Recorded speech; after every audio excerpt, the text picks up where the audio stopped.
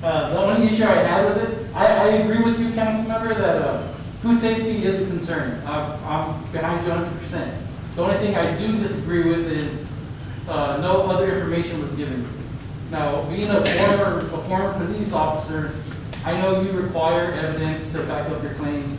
So what I'm asking is, give us more information. The name, maybe the name of the person, the home vendors, the food, something like that, just because in the end it's going to affect me. People might think about, oh, what if it was this guy, what if it was me? That's what I don't want. I built my reputation over, like I said, over a decade, and I take it very serious. I support the home vendors 100%. That's my choice. I will continue to do so. If I feel I'm safe doing that, I'm going to continue.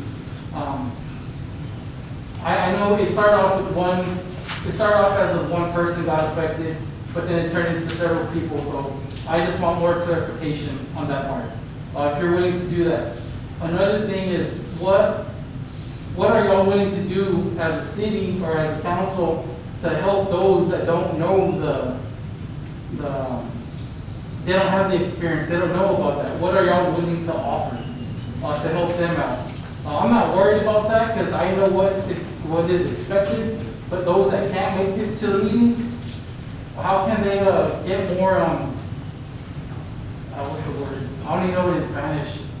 Ánimo, I don't know how you say that. You're talking about more information, sir. Say it again? More information on it. Yeah, more information. Something to build them up, because think about it, there's some people that are unemployed and they need like income. But now y'all guys pushing that on them makes them not want to do it anymore. So that's my only concern is what y'all guys have to offer. If you're willing to provide more information, just to ease me, to ease other people, what if it wasn't them, they probably have that on their mind. So if y'all could please, if you could please come up with more information for me. We're going to talk about it. Okay. Yeah. Thank you. Thank you, Mr. Rodriguez. Next up is Dolores Darby on zoning. Hello. First I want to say that I had the opportunity to meet so many of you for the first time last week, and whether or not I agree or disagree, I'm just very happy that I'm able to speak in, I don't want to say in your presence because that sounds sort of grandmother. You know what I mean. I'm just glad that we live in enough of a small town that I can come in here and say what I have to say, 3 minutes wise. My concern is that when a variance is granted, is not the time, in my opinion, for drainage concerns or light pollution concerns to come after the fact. My belief that those things should be addressed before variances are granted, because otherwise you're sort of, you're closing the barn door after the horse is bolted. Because then we're having to figure out, well, what can we say about this at this point?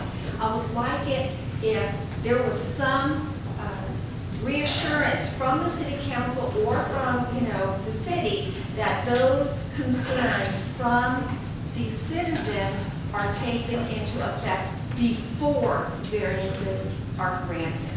The second thing is, I wasn't about to speak on that, but I just realized I live next to a drug house, and it was never a drug house. It was always a very nice family that lived there. I didn't have an issue with them, but she's passed away. The police have come in and found drug paraphernalia in the house because there is nobody living in the house now. The police hands are tied. They come out, they're very nice, they come out when I have a concern. I didn't know that there was a break-in in the back because I'm not one of those neighbors that, go out in the back and stare at my neighbor's backyard. But now I'm concerned for family members that have to take the garbage out, that have to do these things at night, come home from work, because now we have evidence that drugs are being used in that house and that there has been some sort of break-in into that house. I'm told that there's nothing that can be done in terms of who owns the house. It's a big litigation at this point, and all the police can do is come out if I hear a noise, if I see evidence of somebody coming in. But I can't be out there staring 24/7. The house is clearly unoccupied. The grass is up to our knees. Nobody wants to step on that land and mow it like you would if your neighbor was sick or something because of the litigiousness of the parties involved. So if we can get something going on, I've called previously about having the city mow that, property, and they've never, nobody's ever come in. Thank you. Thank you, Mrs. Darby. Next up is Janelle Buchanan concerning streets. Hello, my name's Janelle Buchanan. I'm a citizen of Kirby for almost 5 years. I live on Cinderella.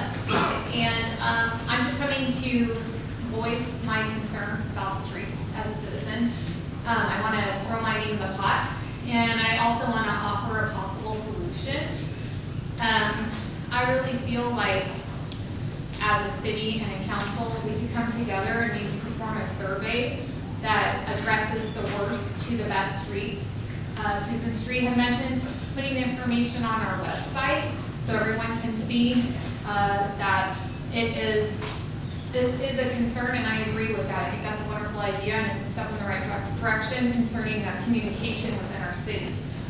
I also believe that there can be something like a 20-year plan that is proposed by the city. I understand that you guys only have 3-year terms, but it can be changed as the city needs. A 20-year plan that addresses getting these streets repaved. I feel like if once we have a 20-year plan of that nature, that 3 to 5 years can be bundled and possibly save the money, more money for the city as repavement comes up.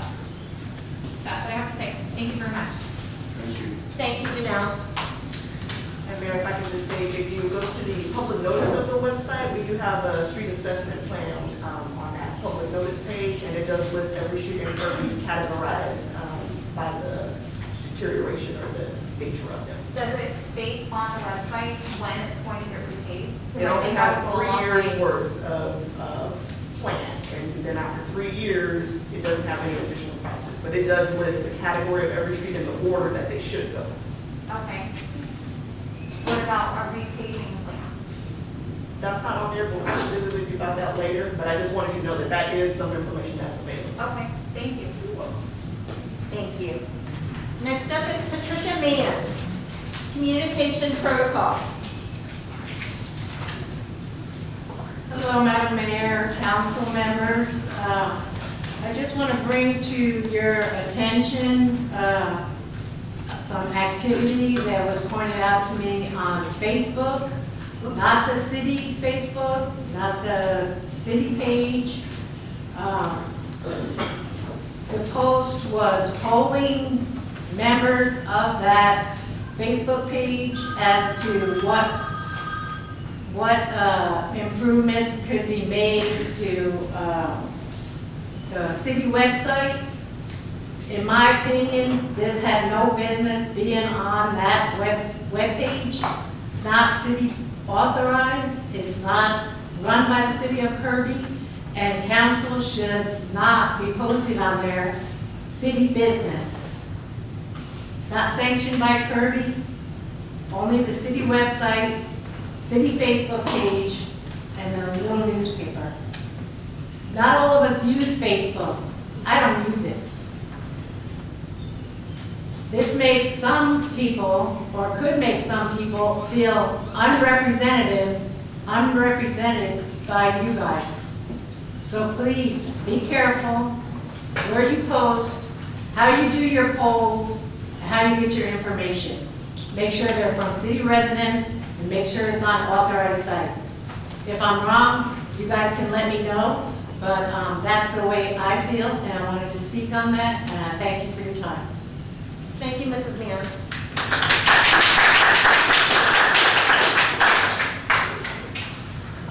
Next up, I apologize if I butcher your last name, Dennis Waddell. Dennis Wendell. Thank you, Councilman Miller.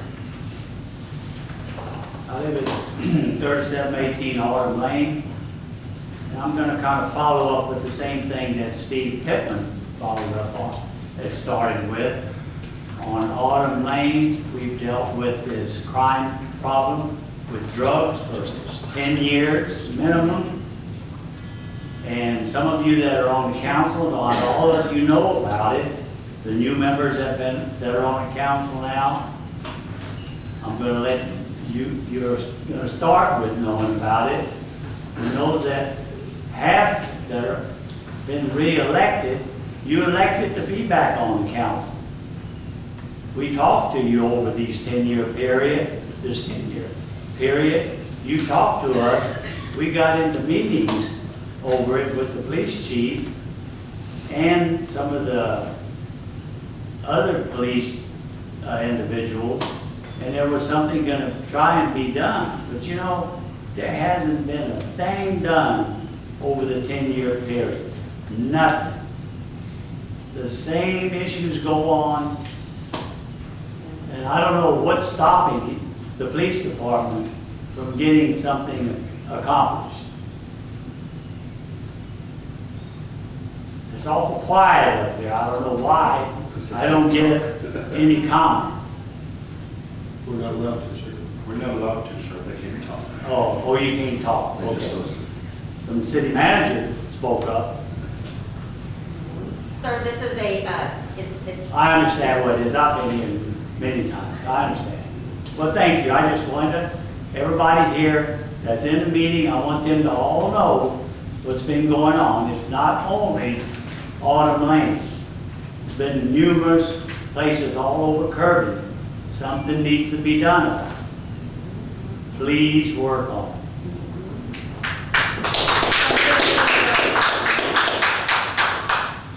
next up is Gary Thomas, crime control.